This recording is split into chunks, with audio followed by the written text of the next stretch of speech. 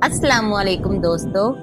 आज हम सुनने जा रहे हैं एक ऐसी कहानी जो सिर्फ तारीख नहीं बल्कि ईमान, सब्र और अल्लाह पर भरोसे की सबसे बड़ी मिसाल है।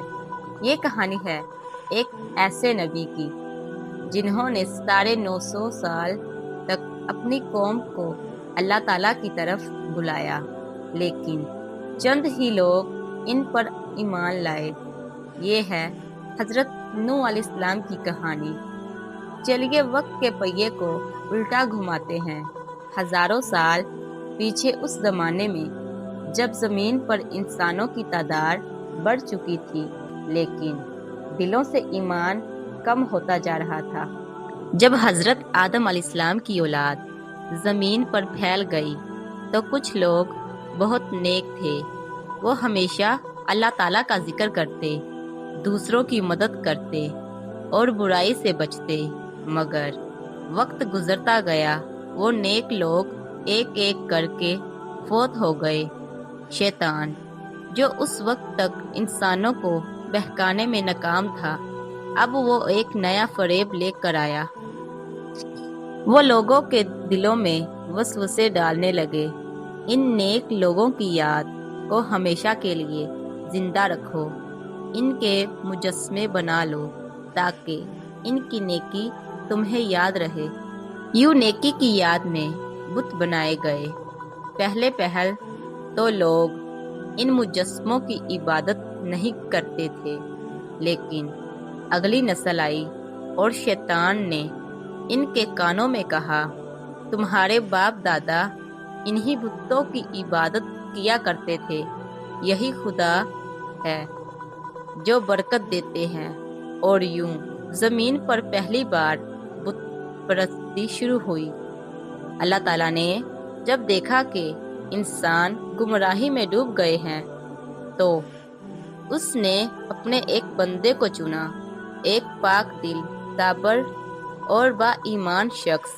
वो थे हजरत नूह अलैहिस्सलाम। अल्लाह ताला ने उनके दिल में वही फरमाई, ऐ नूह, अपनी कौम को खबरदार करो इससे पहले कि इन पर दर्दनाक अजाब नाजिल हो।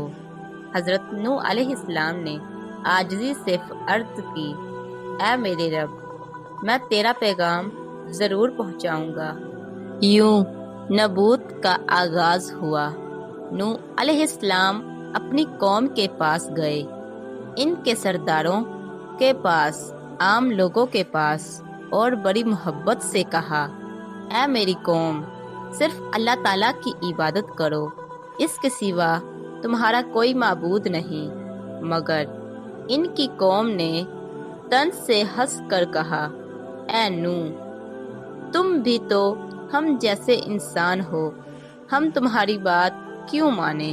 नूह अलैहिस्सलाम ने बड़े सब्र से जवाब दिया, मैं तुम लोगों से कोई बदला नहीं मांगता, मेरा अजर तो सिर्फ अल्लाह ताला के पास है। मेरी तमन्ना सिर्फ ये है कि तुम हदायत पाओ।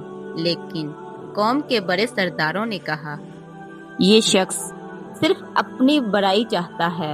अगर अल्लाह को कोई पैगाम देना होता तो वो हमारे जैसे मौजूद लोगों को नबी बनाता, ना कि एक आम आदमी को। नूह ने दिन को भी बुलाया और रात को भी, मोहब्बत से भी समझाया, डराया भी, मगर कौम ने हर बार मुंह मोड़ लिया। कुरान करीम में नूह अलैहिस्सलाम के अल्फाज आते हैं, मैंने अपनी कौम को दिन रात बुलाया, मगर मेरी दावत ने इनके इनकार ही में इजाफा किया।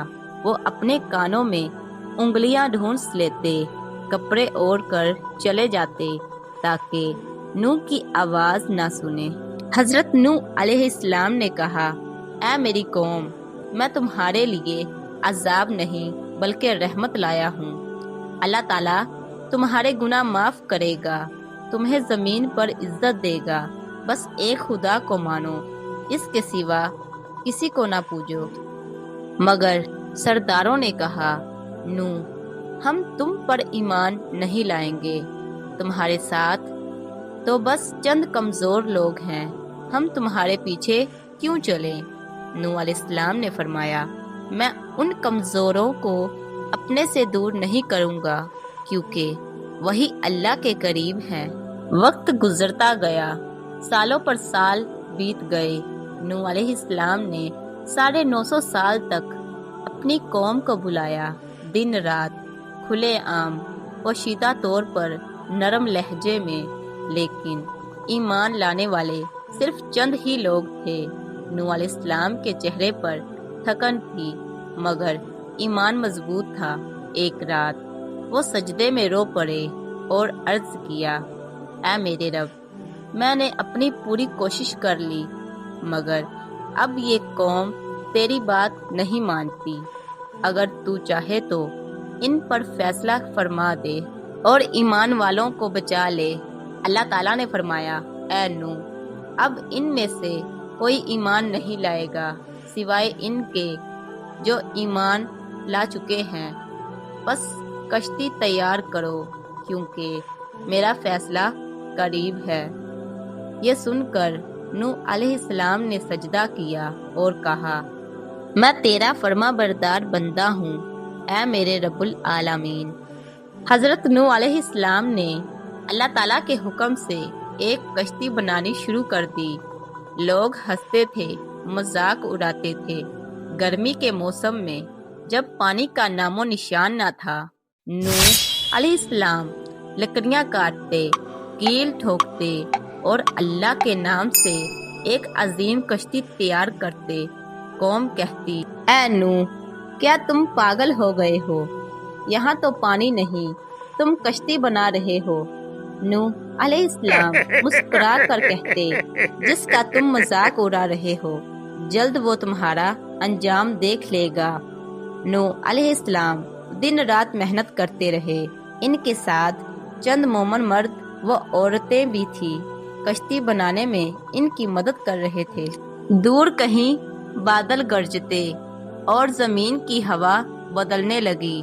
نوح علیہ السلام نے آسمان کی طرف دیکھا اور دل میں ایک سکون محسوس کیا۔ انہیں یقین تھا کہ اللہ تعالیٰ کا وعدہ قریب ہے اور نجات صرف ایمان والوں کے لیے لکھی جا چکی ہے۔ یہاں کہانی کا حصہ ختم ہوتا ہے۔ اگلے حصے میں ہم دیکھیں گے کہ کس طرح زمین و آسمان کے دروازے کھلے، طوفان آیا اور حق و باطل کا فیصلہ ہوا۔ تو دوستو، اگر آپ کو یہ ویڈیو پسند آئی ہو تو اسے لائک کریں، چینل کو سبسکرائب کریں اور اگلے حصے کا انتظار ضرور کریں، جہاں ہم سنیں گے طوفان نوح کی وہ کہانی جس نے پوری دنیا کا نقشہ بدل دیا۔